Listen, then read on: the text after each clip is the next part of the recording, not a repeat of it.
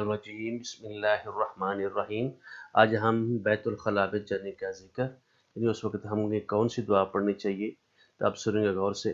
بسم اللہ اللہم انی اعوذ بک من الخبث والخبائث۔ پھر سنیں، بسم اللہ اللہم انی اعوذ بک من الخبث والخبائث۔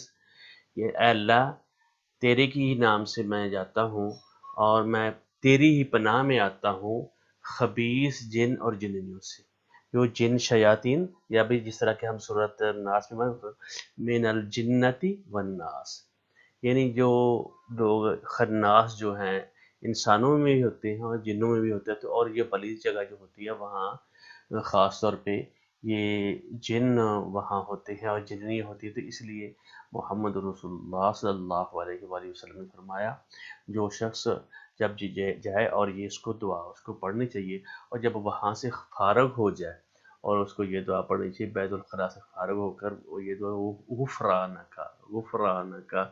غفرانک اے اللہ میں تیری بخشش کا طلبگار ہوں، اے اللہ میں تیری بخشش کا طلبگار ہوں۔ بارک اللہ لی ولکم لسائر المسلمین۔ السلام علیکم ورحمۃ اللہ وبرکاتہ۔